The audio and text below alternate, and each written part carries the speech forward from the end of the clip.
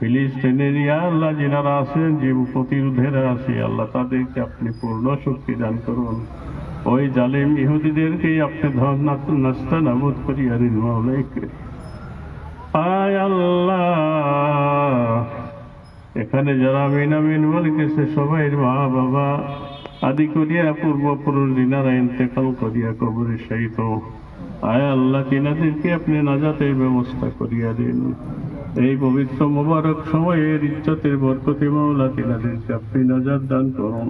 আলিমুল গায়বি wash শাহাদাতি হুয়ার রাহমানুর রাহিম ওয়াল আউয়ালু ওয়াল আখিরু ওয়াল যাহিরু ওয়াল বাতিন ওয়া হুয়া আলা কুল্লি শাইইন কাদির।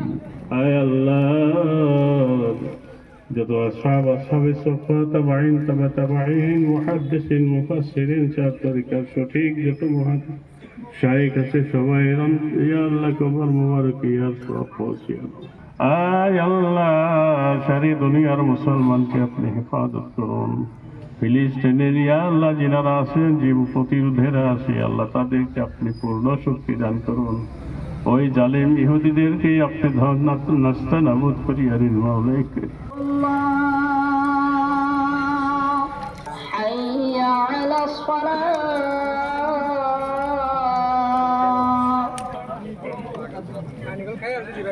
সদৌ অসম সংখ্যালঘু ছাত্ৰ নামচুৰ বৰপেটা জিলা সমিতিৰ উদ্যোগত বৃহত্তৰ পশ্চিম বেদবৰী আঞ্চলিক নামচুৰ সহযোগত আমি এখন বিশাল ইফতাৰ মেহফিল পাতিছিলোঁ। আমাৰ বৰবলা দৌলত খান আঞ্চলিক জামাই মছজিদত আজি সেই ইফতাৰ মেহফিল ইতিমধ্যে আমাৰ সমাপ্ত হ'ল। আপোনালোকে ইতিমধ্যে দেখিলে যে প্ৰায় 1000মান মানুহ সমাগত হৈছিল আৰু আমি ইয়াত দোৱাও কৰা হ'ল।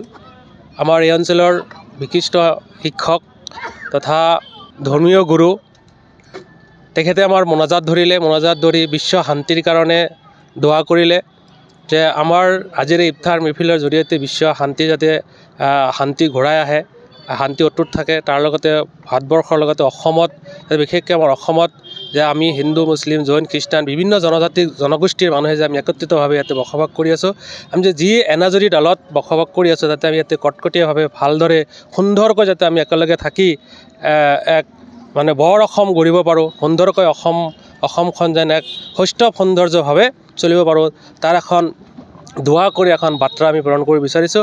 আৰু ইয়াত আমাৰ এইখন মেহফিলত যিসকল ৰোজাদাৰ ব্যক্তি আহি আমাৰ ইয়াতে ইফতাৰ গ্ৰহণ কৰিলে তেওঁলোকক লৈ আমি আন্তৰিক অভিনন্দন জনাইছোঁ। তেওঁলোকৰ দীৰ্ঘায়ু কামনা কৰিছোঁ, সুস্বাস্থ্য কামনা কৰিছোঁ। যাতে তেওঁলোকে আহি আমাক যি ধৰণে আমাক মানে সহায় সহযোগ কৰিলে আৰু আমাক মানে আশীৰ্বাদ দিলে, উৎসাহিত কৰিলে, তেখেতসকলক আমি আন্তৰিক ধন্যবাদ জনাইছোঁ। আৰু যিসকল ব্যক্তিয়ে আমাৰ এই ইফতাৰ মেহফিলৰ লগত জড়িত হৈ শৰিক হয়, তেওঁলোকে হয়তো কিছুমান অনুদান আগবঢ়াইছিল, তেখেতসকলক আমি আন্তৰিক ধন্যবাদ জনাইছোঁ। তেখেতসকলক দীৰ্ঘায়ু কামনা কৰি সুস্বাস্থ্য কামনা কৰিছোঁ। তেখেতসকলক যাতে আল্লাহ তালাই তেখেতসকলক মানে এই পবিত্ৰ ৰমজান মাহত তেওঁলোকক ভৰপূৰ নেকিৰে ভৰপূৰ কৰে আৰু তেখেতসকলে এটা সময়ত যাতে যেতিয়া মৃত্যুৰ সময়ত জান্নাত নচিব কৰে, এইখিনি আমি কামনা কৰিছোঁ। আৰু সদুশেষত আমি বৰপেটা জিলা আমচুৰ আৰু বৃহত্তৰ পশ্চিম বেদবৰী আঞ্চলিক আমচুৰ সকলো কৰ্মকৰ্তাসকলক আমি ধন্যবাদ জনাইছোঁ। তেওঁলোকে আমাক বিভিন্ন ধৰণৰ সহায় সহযোগিতা আগবঢ়াই আজি এনেকুৱা ধৰণৰ ইফতাৰ মেহফিল আমি সমাপ্ত কৰিব পাৰিছোঁ। তাৰ বাবে আপোনালোকৰ জৰিয়তে আমি অসমবাসীলৈ এটা বাৰ্তা প্ৰেৰণ কৰিব বিচাৰিছোঁ যাতে আমি এনেকুৱা অনুষ্ঠান পাতি আমি সকলো ধৰ্মৰ মানুহে একত্ৰিত হৈ যাতে আমি এখন বৰ অসম গঢ়িব পাৰোঁ, এইখিনি আমাৰ সংকল্পবদ্ধ কৰিছোঁ। দেখা পালে ইতিমধ্যে আমাৰ দৌলত খান জামে মছজিদ প্ৰাংগণত আমাৰ বৰপেটা জিলা আমচুৰ উদ্যোগত আৰু বৃহত্তৰ পশ্চিম বেদবৰী আঞ্চলিক আমচুৰ সহযোগত যি ইফতাৰ মেহফিল ইতিমধ্যে সম্পন্ন হৈ গ'ল। এই ইফতাৰ মেহফিলৰ জৰিয়তে গোটেই বিশ্বত যাতে বৰ্তমান বিভিন্ন মহামাৰীৰ লগতে বিভিন্ন বেমাৰ আজাৰে বিভিন্ন ধৰণৰ বন জুই ইত্যাদিয়ে গ্ৰাস কৰি ঘূৰিছে, এইবিলাক যাতে আমাৰ নেদেখাজন ঈশ্বৰ ভগৱান বা আল্লাহ তালাই যাতে আমাক পৃথিৱীৰ পৰা উঠাই দিয়ে, তাৰ কাৰণে আমাৰ আজি ইয়াতে মোনাজাত কৰা হয়। বিশেষকৈ অসমত আমাৰ বৰ্তমান আমাৰ বিভিন্ন জনগোষ্ঠী জাতি বা জনগোষ্ঠীৰ মাজত ঐক্য সম্প্ৰীতি অটুট থাকি যাতে আমি অনাগত দিনবোৰত বৰ অসমৰ মানুহ হিচাপে বা আমি নাগৰিক হিচাপে জীয়াই থাকিব পাৰোঁ, তাৰ কাৰণে আমি সকলোৰ ওচৰত নেদেখাৰ ওচৰত দোৱা প্ৰাৰ্থনা কৰাৰ লগতে সকলোলৈ আশীৰ্বাদ জ্ঞাপন কৰিছোঁ আৰু আশীৰ্বাদ বিচাৰিছোঁ।